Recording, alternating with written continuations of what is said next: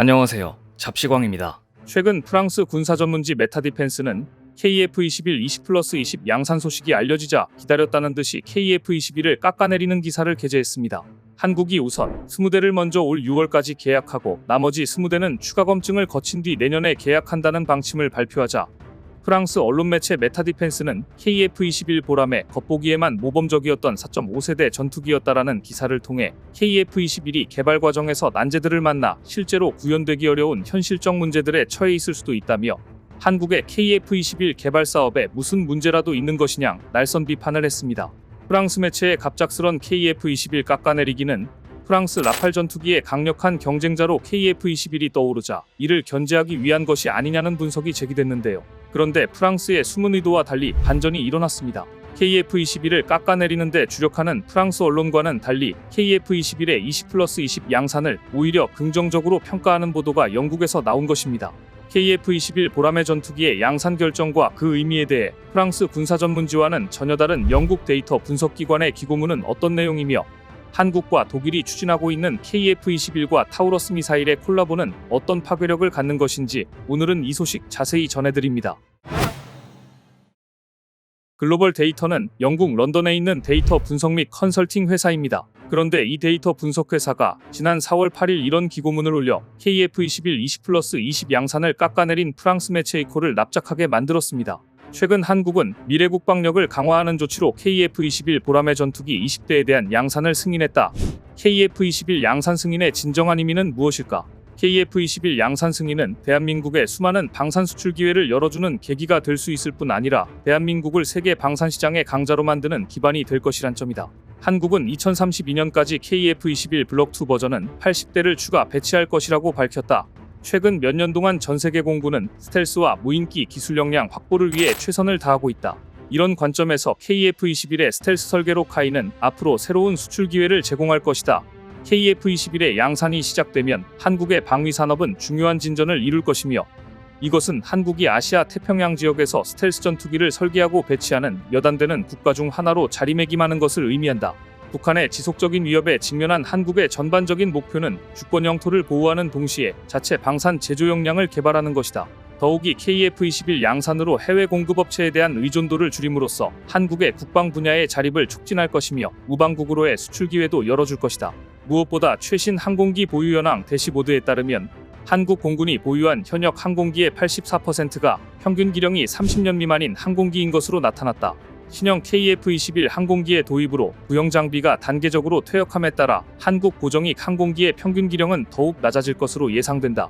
즉 KF-21 보람의 양산 확정은 대한민국이 국산 기술로 초음속 전투기를 만드는 나라가 되었으며 이것은 한국이 해외 의존도를 줄이고 자체 방산 제조 역량을 개발해 수출 기회를 제공해 줄 것이다. 이처럼 영국 글로벌 데이터의 분석은 프랑스 매체 메타디펜스와는 전혀 다르게 KF-21 보람의 20+20 양산과 한국 방위 산업의 미래에 대해 긍정적인 전망을 해놓고 있습니다. 누구의 말이 맞는 것일까요? 영국 글로벌 데이터의 분석이 더 현실적으로 보입니다. 최근 한국의 KF-21은 한층 더 업그레이드 될 수 있는 제안도 받았습니다. 한국 공군은 아시아에서 유일하게 독일의 장거리 공대지 미사일 타우러스 350K를 구매해 260여 발을 보유하고 있는 나라입니다. 현재 독일의 타우러스 미사일은 유럽에서 가장 원하는 장거리 미사일입니다. 영국, 프랑스, 미국은 러시아와 싸우는 우크라이나군에 장거리 미사일을 공급했습니다. 그런데 우크라군이 원하는 것은 바로 독일 타우러스 시스템이었습니다. 독일이 만드는 타우러스의 진정한 차별점은 메피스토 지능형 탄두 시스템에 있습니다. 설정된 시간이 지나면 폭발하는 기존 탄두와 달리 메피스토는 여러 층의 물질을 관통할 수 있고 탄두를 작동시키는 신관이 최적 지점에서 폭발하도록 프로그래밍할 수 있어 교량이나 벙커 같은 구조물에 최대 피해를 줄 수 있습니다.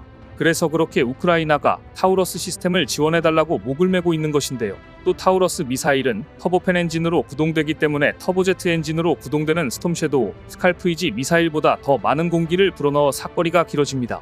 전문가들은 타우러스가 영국, 프랑스의 경쟁 미사일보다 최대 250km 더 멀리 떨어진 목표물을 타격할 수 있다고 예상합니다. 또 스텔스 기술과 설계 덕분에 50m까지 낮게 비행할 수 있어 대부분의 레이더에 탐지되지 않는 장점도 있습니다. 다만 현재 생산 중인 타우러스 미사일은 없습니다. 타우러스 시스템은 유럽 최대 미사일 제조업체인 MBDA 독일과 스웨덴의 사브가 합작 투자해 제작하는데 생산 라인은 한국 정부의 주문이 있던 2019년을 마지막으로 가동된 뒤 유휴 상태입니다. 한국 공군은 타우러스 미사일 260여 발을 보유하고 있는데요. 그런데 이 미사일은 F-15K에만 장착됩니다. 유사시 장거리 공대지 미사일을 이용한 선제 타격 등 다양한 임무를 수행하는 F-15K 59기는 성능 개량이 예정돼 있습니다.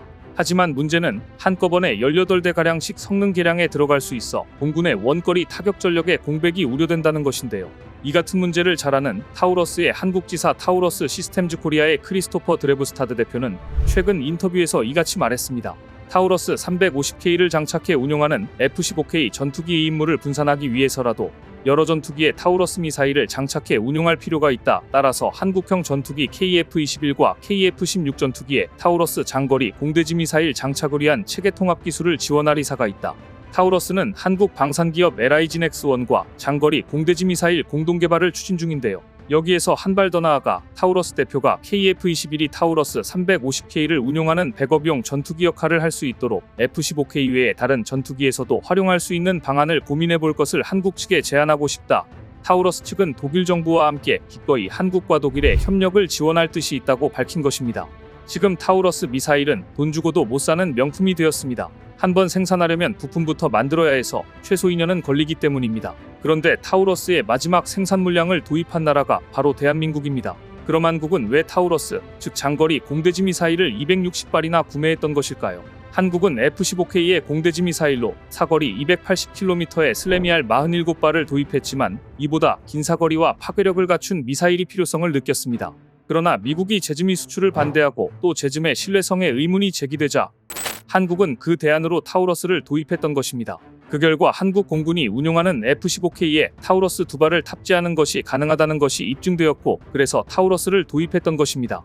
그래서 한국은 2013년 4월 타우러스 도입 사업을 단독 도입으로 전환했던 것입니다. 당시 한국은 타우러스 제작사와 타우러스 기술 이전 약속과 한국의 순항미사일 공동개발 계획을 약속했고 타우러스 KEPD 350K 도입을 위한 최종 계약을 체결했던 것입니다.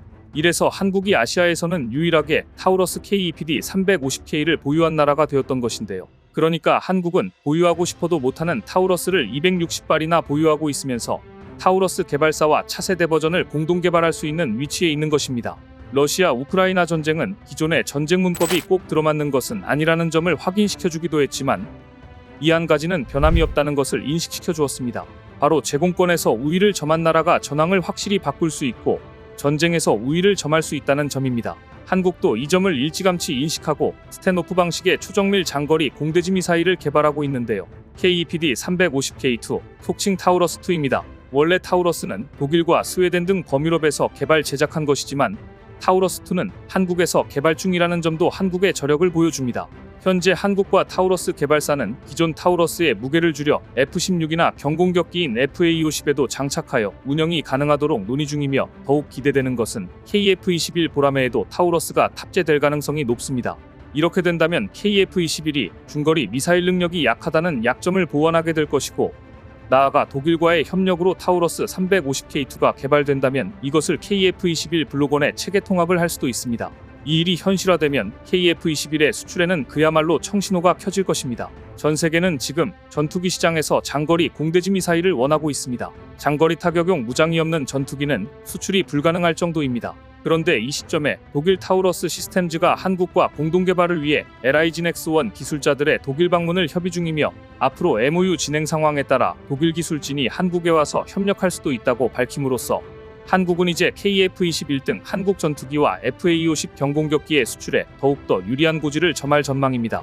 오늘 준비한 소식은 여기까지입니다. 댓글을 통한 여러분들의 많은 의견 기다리겠습니다. 시청해주셔서 감사합니다.